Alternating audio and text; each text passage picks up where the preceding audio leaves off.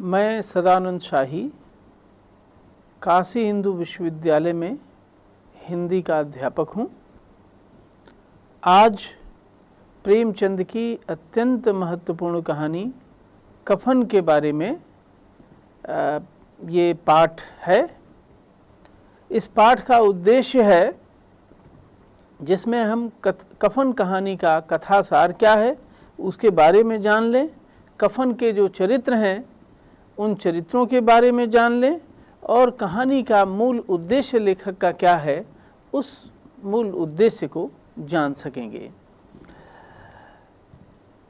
कफन प्रेमचंद की अत्यंत महत्वपूर्ण कहानी है। 1936 में प्रकाशित हुई इस कहानी ने प्रेमचंद की कहानी परंपरा को में एक नया मोड़ यह कहानी उपस्थित करती है। प्रेमचंद को हम एक आदर्शवादी और यथार्थवादी कहानीकार के रूप में जानते आए हैं। कफन कहानी में उन्होंने ऐसे चरित्रों की सृष्टि की है जिन चरित्रों के माध्यम से वो मानवीय संवेदना के एक ऐसे पहलू का साक्षात्कार कराते हैं जिसके बारे में सहसा हमारा मन तैयार नहीं होता है। एक ऐसे चरित्रों की रचना प्रेमचंद ने कफन कहानी में की है जिन चरित्रों का अमानवीयता, संवेदनहीनता हमको एकदम आश्चर्य में डाल देती है। शायद यही कारण है कि कफन कहानी को लेकर दलित लेखकों में और दलित विचारकों में एक विरोध का भाव बना हुआ है। उनका ऐसा कहना है कि प्रेमचंद ने ऐसे बेगैरत चरित्रों की सृष्टि की है जो दलित समाज में नहीं होते हैं।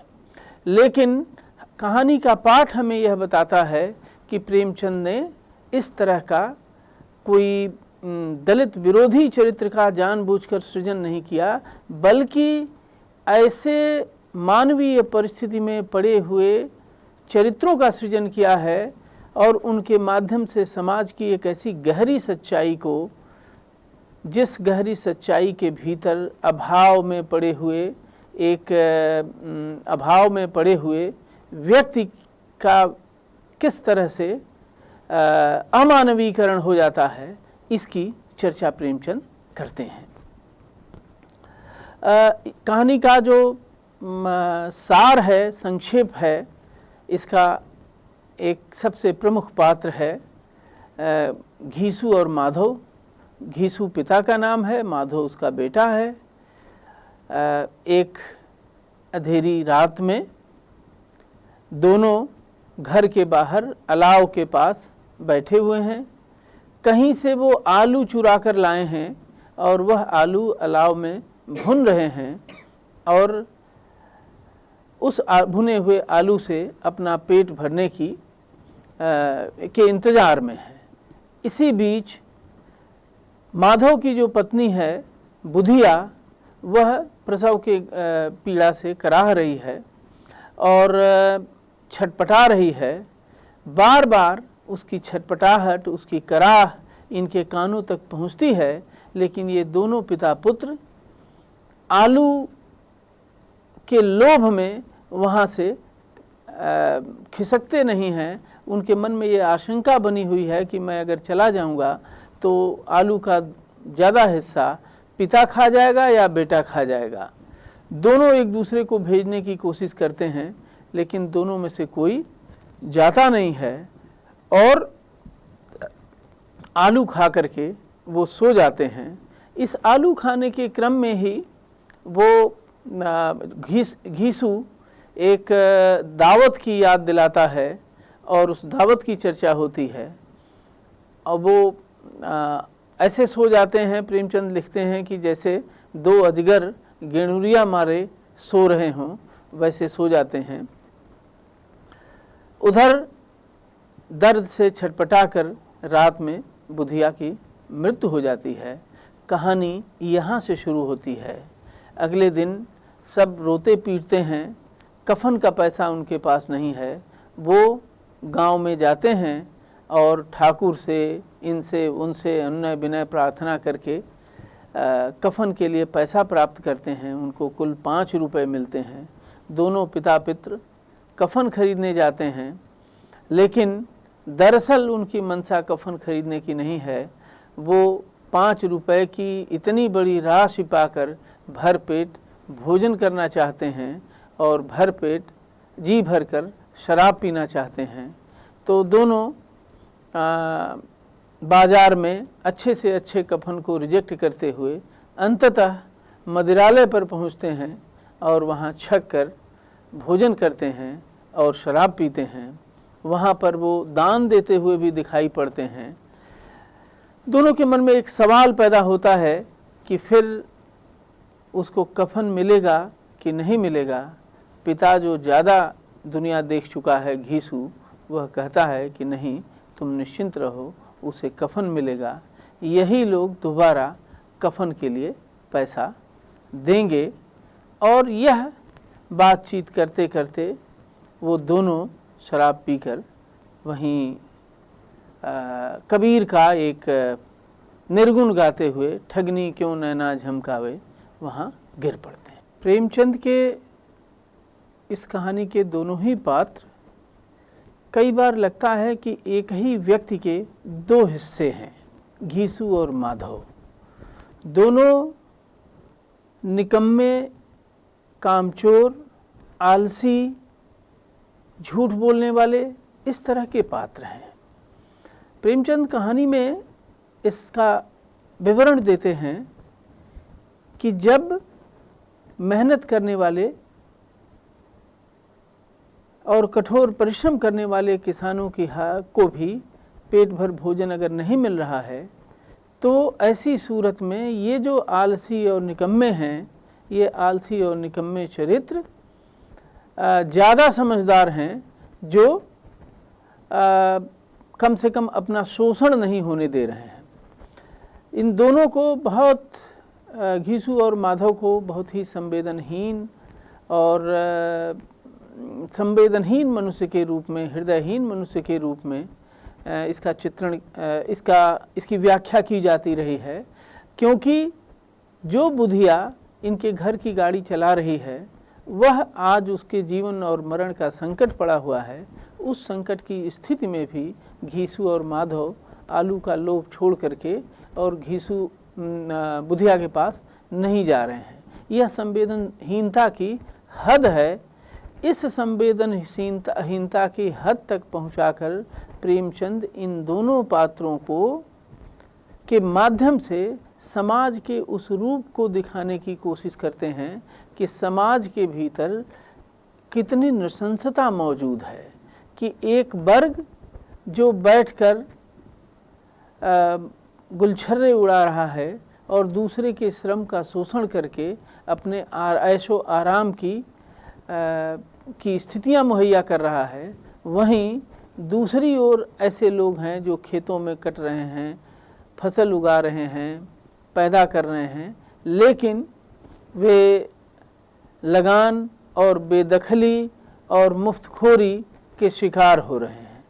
ऐसे में प्रेमचंद के पुराने कुछ चरित्रों को ध्यान में रखें, जैसे शंकर है, 1.25 सेर गेहूँ का, जिसका पूरा जीवन 1.25 सेर गेहूँ कर्ज में लेने और उस कर्ज को पाटने में जिसका पूरा जीवन बीत जाता है।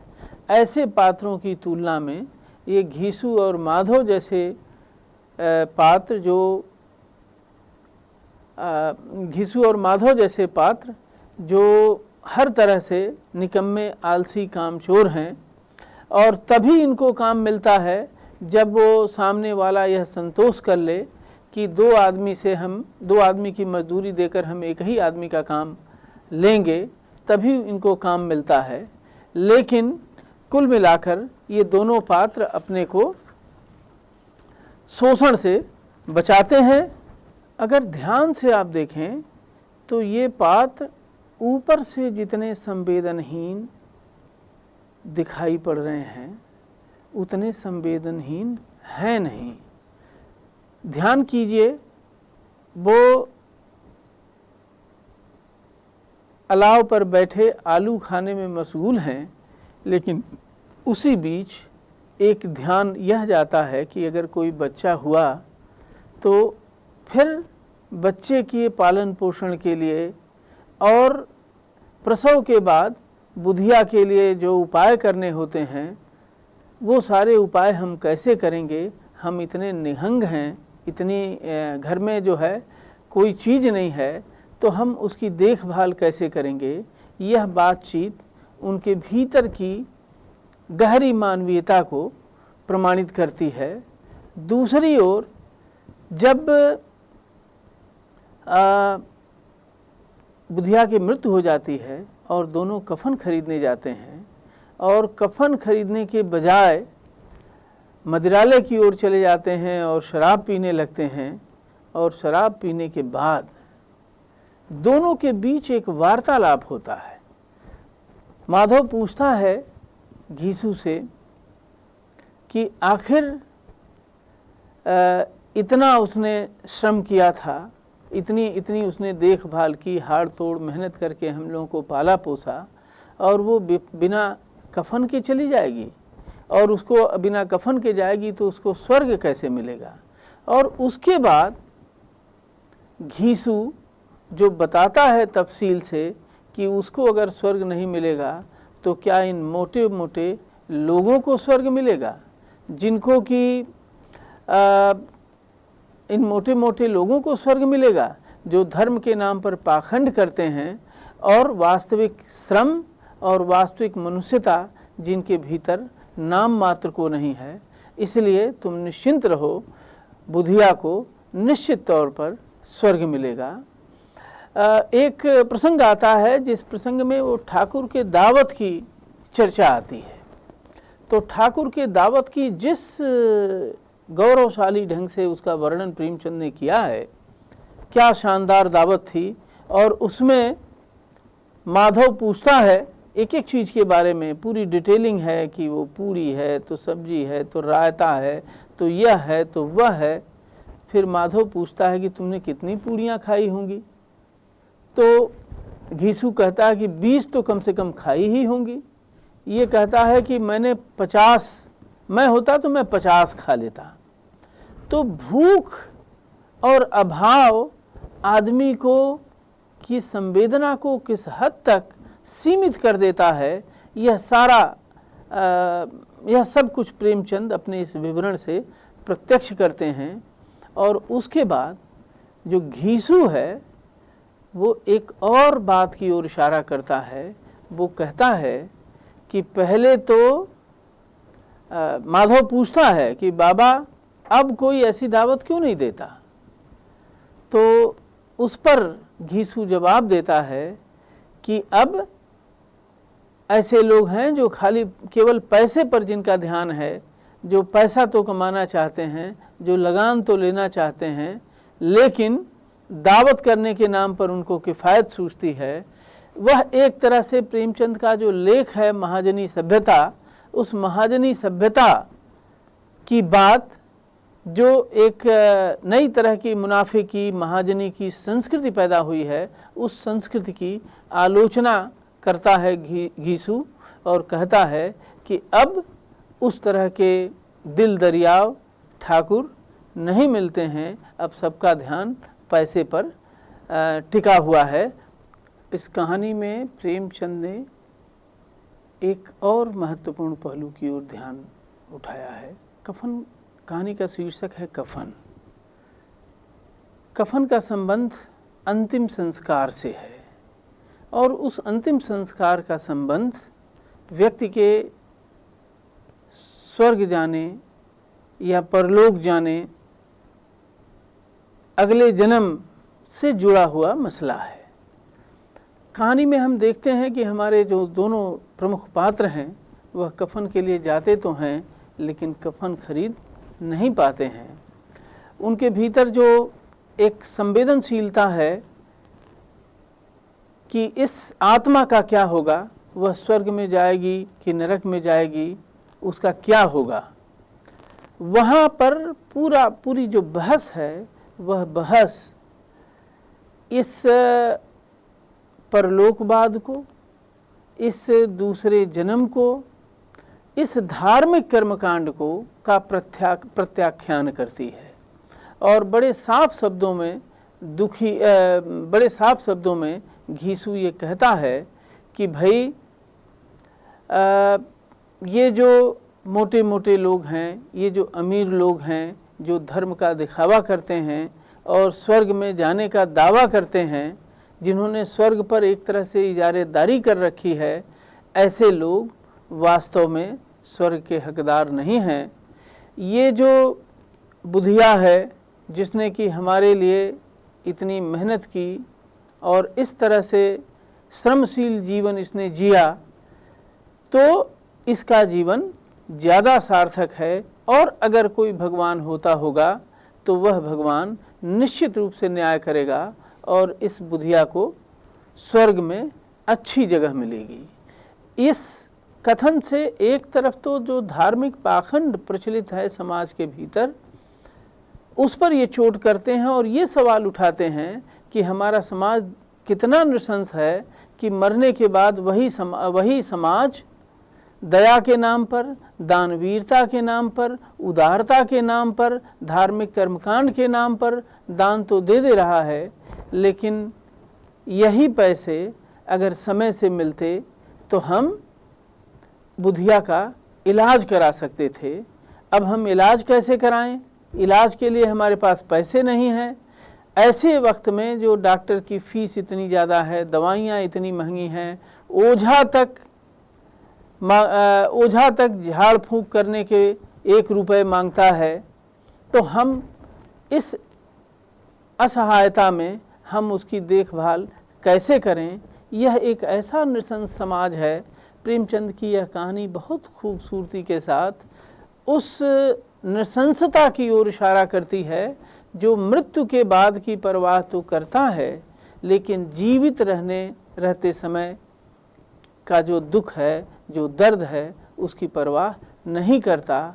एक हाशिए के समाज को हाशिए पर रख करके और उसके जीवन की जो दयनीयता है, उस दयनीयता का शोषण करता है यह उच्च वर्गीय समाज। यह जो कफन कहानी में जो दानशीलता दिखाई पड़ती है, जिस दानशीलता को आगे चल करके घीसू तय करता है कि उसका वह दोहन करेगा और दोबारा उसके आधार पर उसको कफन मिल जाएगा, वह दानशीलता क्या है? वह एक तरह की सामंती मनोवृत्ति है कि वह सामंत दान और धर्म के नाम पर, पुण्य के नाम पर दान दे देता है और उस हाशिए के समूह को, हाशिए के समाज को इतनी आजीविका देता है कि वह जीवित रह सके और जीवित रहकर सामंत वर्ग के लिए, प्रभु वर्ग के लिए श्रम बेचता रहे और श्रम मुहैया कराता रहे। वह सुखपूर्वक जीवन जी सके, वह भरपेट भोजन कर सके, उसका शरीर पूरी तरह ढक सके, वह सम्मान के साथ अपना जीवन बिता सके, ऐसी स्थितियां यह समाज नहीं बना पा रहा है। प्रेमचंद की यह कहानी घीसू और माधव जैसे 2 ऐसे चरित्र हैं जो एकदम सीमांत पर पहुँचे हुए हैं, जो एकदम से जो शुरू में कहा गया कि एकदम असंवेदनशील, अमानवीय, संवेदनहीन चरित्र हैं। यह संवेदन शून्यता तक उनको किसने पहुंचाया है? वह जो सामाजिक संरचना है, जिस सामाजिक संरचना में किसान को मजदूर बनाने के लिए अभिशप्त किया जा रहा है, मजदूर को अपना श्रम सस्ते मूल्य पर बेचने के लिए मजबूर किया जा रहा है। उस समाज की जो नृशंसता है, उस नृशंसता को प्रेमचंद इस कहानी के माध्यम से, घीसू और माधव जैसे चरित्रों के माध्यम से उसका बयान करते हैं। एक तरह से घीसू और माधव जो कामचोर हैं, वो बड़ी खूबसूरती के साथ यह जो श्रम के शोषण का सामंती तरीका है, उस श्रम के शोषण के सामंती तरीके को का प्रतिरोध करते हैं। कहानी में यह आता है कि वो दोनों इतने निकम्मे, इतने कामचोर, इतने काहिल हैं कि उन्हें वैसे तो काम नहीं मिलता, लेकिन काम तब मिलता है जब निहायत किसी को ज़रूरत हो। तो एक तरह से मजदूरी तो उनको कम मिलनी ही मिलनी है, तो कम मजदूरी अगर मिलनी है तो वे काम कम करके कामचोरी के माध्यम से, आलस्य के माध्यम से जो कम मजदूरी मिल रही है उसको एक तरह से उसका प्रतिरोध करते हैं और कम मजदूरी के बदले कम काम का एक अघोषित सा संघर्ष चलाते रहते हैं। इसीलिए प्रेमचंद ने कहा है कि मुझे लगता है कि ये दोनों, जो समाज का प्रभु वर्ग है, जो बैठे ठाले दूसरे के श्रम का शोषण करता है, उस प्रभु वर्ग में ये शामिल हो गए हैं। ख़ास तौर से यह कहानी जहाँ आकर ख़त्म होती है, जहाँ वो ठगनी क्यों नैना झमकावे कबीर के इस निर्गुण के साथ कहानी ख़त्म होती है, अगर वहाँ से इस कहानी को उल्टी दिशा में हम पढ़ना शुरू करें तो कबीर का यह निर्गुण पूरी कहानी पर एक नई रोशनी डालता है और वह नई रोशनी इस कहानी को नए सिरे से खोलती है। आप उस नई रोशनी में देखें तो एक बड़े दार्शनिक प्रश्न को ये दोनों ही पात्र हल करते हुए नज़र आ रहे हैं, और वह दार्शनिक प्रश्न है अंतिम संस्कार का। दरअसल कफन कहानी में ये जो धार्मिक पाखंड जो गरीब और हाशिए के समाज के लोगों को ज़्यादा जकड़े रहता है और उनको मजबूर करता है कि वह इन संस्कारों की, इन परंपराओं के पालन के लिए अपना खेत बेच दें, अपना धन गिरवी रख दें, अपना जीवन गिरवी रख दें। इस तरह की चीज़ें हमको देखने को मिलती हैं। प्रेमचंद की अन्य कहानियाँ इस बात का हवाला भी देती हैं। अगर सद्गत कहानी को ध्यान में रखें तो केवल साइत बिचरवाने के लिए दुखी को कितना दंड सहना पड़ता है और अपना जीवन तक गंवा देना पड़ता है। एक साधु बाबा को भोजन कराने के लिए 1.25 सेर गेहूँ के शंकर को अपना पूरा जीवन गिरवी रख देना पड़ता है। इस तरह की जो एक धार्मिक संस्कारों का प्रभाव हाशिए के समाज पर डालकर और उसके आधार पर उसके शोषण की जो परंपरा चल रही है, घीसू और माधव उस परंपरा के आगे एक प्रश्नवाचक की तरह खड़े होते हैं और जो अंतिम संस्कार के लिए जो कफन अत्यंत आवश्यक माना जाता है, उस कफन की जगह वो जाकर शराब पीते हैं और भरपेट भोजन करते हैं, एक उत्सव और एक आनंद मनाते हैं।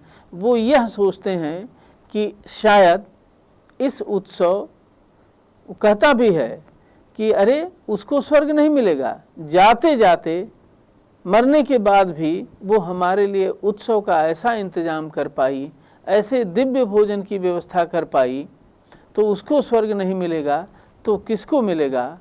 यह कहानी एक तरह से अंतिम संस्कार की कहानी है, जिसमें जीवन को महत्व देने वाली कहानी है। परंपरा जो मृत्यु के बाद की चिंता कर रही है, सामाजिक जो रूढ़ियां हैं, पाखंड है, जो मान्यताएं हैं, वह मान्यताएं मृत्यु के बाद की चिंता कर रही है। घीसू और माधव की चिंता यह है कि यह समाज जीते जी हमारी चिंता क्यों नहीं करता, हमारा जीवन सुखपूर्वक चल सके, हमें भरपेट भोजन मिल सके, हम अपनी आजीविका ठीक से चला सकें, हम अपनी दवा दारू करा सकें। यह चिंता यह समाज नहीं करता, मरने के बाद की चिंता करता है, कफन की चिंता करता है, लेकिन जीवन की चिंता नहीं करता। यह दूसरा सवाल ये दोनों पात्र हमारे सामने रखते हैं। दलित विचारकों ने कफन कहानी की बड़ी आलोचना की है। उस आलोचना का मुख्य आधार यह है कि इसमें दलित समाज के एक व्यक्ति को अत्यंत अमानवीय, संवेदनहीन चित्रित किया गया है। थोड़ा सा हम इस पहलू पर विचार करें। एक आपत्ति यह होती है कि बुधिया की जिस तरह से मृत्यु हुई है वह मृत्यु विश्वसनीय नहीं है। बिल्कुल जैसे गांव में रह रही है, वो पूरा एक कुनबा है, और जिस तरह से बुधिया चीख रही है, कराह रही है, उसकी कराह सुन करके आस पास पड़ोस की कोई औरत नहीं आती। यह एकदम आश्चर्यजनक लगता है कि आखिर ऐसी क्या बात थी कि उस रात में जब ये दोनों आलू खा रहे हैं और बुधिया के दर्द से एकदम बेपरवाह बने हुए हैं और उसकी कराह दूर दूर तक सुनाई पड़ रही है, लेकिन कोई औरत उसको बचाने नहीं आ रही है, उसकी देखभाल के लिए नहीं आ रही है। यह एकदम से गांव की जो परंपरा है उसके हिसाब से अविश्वसनीय है। इस अविश्वसनीयता को अगले दिन की घटना और पोख्ता कर देती है, जब बुधिया की मृत्यु के बाद आसपास की औरतें जुट गई हैं। तो वे औरतें आखिर पहले दिन क्यों नहीं आती? ये सारे सवाल प्रेमचंद पर उठाए जाते हैं और कफन को दलित विरोधी कहानी सिद्ध करने के लिए ये सारी बातें की जाती हैं। मुझे लगता है कि इस मुद्दे पर विचार करने के लिए एक दूसरे नुक्ते नज़र से देखा जाना चाहिए, और वह नुक्ता नज़र ये है कि प्रेमचंद अपनी कहानियों में ही नहीं, अपने उपन्यासों में भी मृत्यु को एक टेक्निक के रूप में उसका उपयोग करते हैं। आप देखें कि उनका जो महान उपन्यास है गोदान, अंततः गोदान की वह गाय मरती है और गोदान में गाय की इच्छा लिए हुए होरी की मृत्यु होती है। उस कहानी में ही सिलिया है, सिलिया के बेटे की मृत्यु होती है। माता दीन और सिलिया का जो बेटा है उसकी मृत्यु होती है। दूध का दाम कहानी में भूंगी की मृत्यु हो जाती है। सदगत कहानी में दुखी की मृत्यु हो जाती है। तो मृत्यु को प्रेमचंद एक टेक्निक के रूप में कई जगह उसका इस्तेमाल करते हैं। कफन कहानी में भी बुधिया की मृत्यु जो है उसको प्रेमचंद ने एक तकनीक के तौर पर लिया है।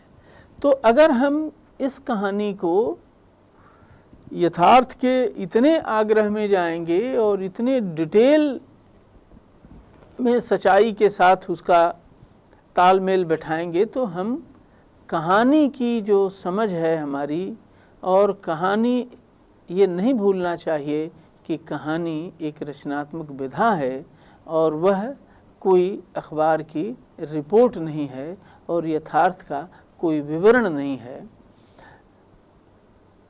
इसमें यथार्थ इतना ही है कि बेहद विवश अवस्था में बुधिया की मृत्यु होती है और बुधिया के मृत्यु के बाद ही यह कहानी शुरू हो सकती थी और शुरू होती है।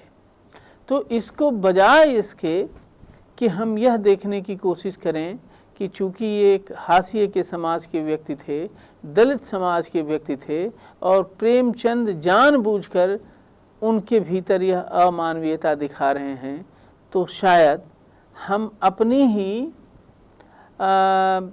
संवेदना, साहित्यिक संवेदना की संकीर्णता का परिचय दे रहे हैं। दरअसल यह एक प्रेमचंद का कलात्मक डिवाइस है। इसको, इस मृत्यु को प्रेमचंद के एक कलात्मक युक्ति के रूप में देखा जाना चाहिए। ये बुधिया की मृत्यु प्रेमचंद की एक कलात्मक युक्ति है। उस मृत्यु के बाद प्रेमचंद कफन और पूरे जो धार्मिक पाखंड है, जो संस्कार है, उन सारे संस्कारों पर वो टिप्पणी करते हैं। तो इसको सृजनशील, शुद्ध यथार्थ नहीं, सृजनशील यथार्थ के रूप में इसको अगर हम देखें तो हम ये समझ पाएंगे कि इस मृत्यु के माध्यम से प्रेमचंद सामाजिक जो असंतुलन है और जो भयानक शोषण है और समाज के भीतर जो ऊंच और नीच का भाव है, अमीर और गरीब का जो भाव है, उनके बीच जो शोषण की एक चलती हुई चक्की है, उस चक्की की गहरी आलोचना प्रेमचंद प्रस्तुत करते हैं और बुधिया की मृत्यु इस आलोचना के लिए एक गंभीर और सशक्त आधार देती है, जिसके माध्यम से कफन और अंतिम संस्कार जैसी चीज को प्रेमचंद अनावश्यक बताते हैं और उसका एक तरह से मजाक उड़ाते हैं। इस कहानी में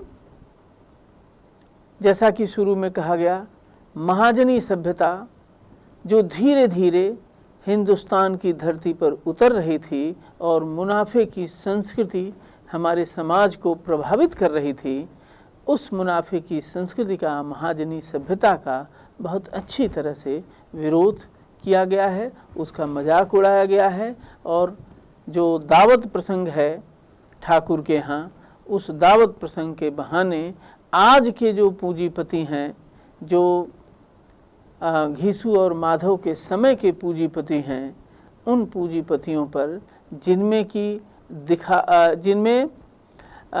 हर चीज़ लाभ के लिए करने और हर जगह किफ़ायत करने की सूझने लगी है, तो यह एक तरह से महाजनी संस्कृति की, महाजनी सभ्यता की आलोचना कर पाते हैं प्रेमचंद। और कफन जैसी चीज की आलोचना करते हुए पूरे उस धार्मिक कर्मकांड के तंत्र की आलोचना करते हैं, और आप देखें कि माधव पाप और पुण्य का सवाल उठाता है और उस पाप और पुण्य के सवाल का जिस तरह से घीसू जवाब देता है, तो वहाँ पर एक यथार्थवादी दृष्टि वाले प्रेमचंद दिखाई पड़ते हैं, जो जीवित मनुष्य की चिंता करने की बात पर बल देते हैं और मृत्यु के बाद के जीवन को की परवाह नहीं करते, उस मृत्यु के बाद के जीवन को अनावश्यक, अप्रासंगिक और गैर महत्वपूर्ण साबित करने का काम इस कहानी के माध्यम से करते हैं। और जो सामाजिक आर्थिक विभेद है, जिस सामाजिक आर्थिक विभेद पर ये सामंती समाज टिका हुआ है, उस सामाजिक आर्थिक विभेद की यह कहानी कदम कदम पर आलोचना करती है। बार बार जो घीसू कहता है कि ये जो मोटे मोटे लोग हैं, ये जो खाए पिए अघाए लोग हैं, ये जो दूसरे के श्रम का शोषण करने वाले लोग हैं, ये जो दूसरे के जीवन की चिंता न करने वाले लोग हैं, इन्हें अगर कोई स्वर्ग होता भी होगा तो इन्हें स्वर्ग मिलने वाला नहीं है।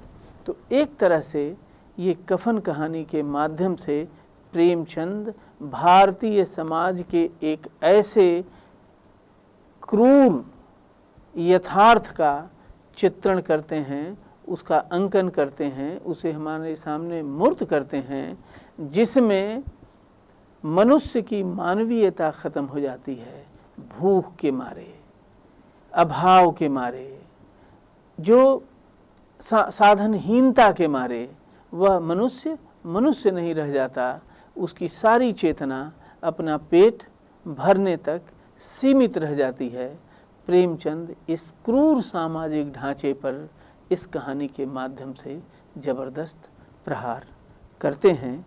इस मामले में यह प्रेमचंद की बहुत सशक्त और सार्थक और कलात्मक कहानी है। कलात्मक इसलिए भी है कि इसमें कला का कोई सायास तंत्र नहीं विकसित किया है, एकदम सादगी के साथ बयान चल रहा है। एक ऐसी स्थिति हमारे सामने उत्पन्न कर दी गई है, मृत्यु जैसी स्थिति से शुरू होकर के यह कहानी एक तरह से नए तरह के जीवन संभावनाओं की ओर हमें ले जाती है, एक नई सामाजिक संरचना की ओर हमें ले जाती है, ऐसी सामाजिक संरचना की ओर जिसमें हाशिए के समाज को रहने के लिए घर मिले, खाने के लिए अन्न मिले, तन ढकने के लिए वस्त्र मिले, एक ऐसी सामाजिक संरचना की मांग इस कहानी के भीतर से उभरती है। और ये जो घीसू माधव जैसे चरित्र हैं, ये इनको जाति के दायरे में देखने की ज़रूरत नहीं है। सामाजिक संरचना और अभावग्रस्तता, भूख और भूख का एहसास आदमी को जिस तरह से बेगैरत बनाता है, वह जाति और धर्म से ऊपर और अलग एक चीज़ है। इसको इसी रूप में देखना चाहिए। किसी जाति के अपमान के रूप में अगर हम देखेंगे तो मनुष्यता का अपमान जो हमारे समाज में हो रहा है उसकी ओर हमारा ध्यान नहीं जा पाएगा। प्रेमचंद दरअसल इस कहानी के माध्यम से मनुष्यता के हो रहे अपमान, धन के बल पर, ताकत के बल पर, समृद्धि के बल पर मनुष्यता का जो अपमान हो रहा है, उस अपमान के विरुद्ध खड़े होते हैं और उसका प्रतिकार करते हैं।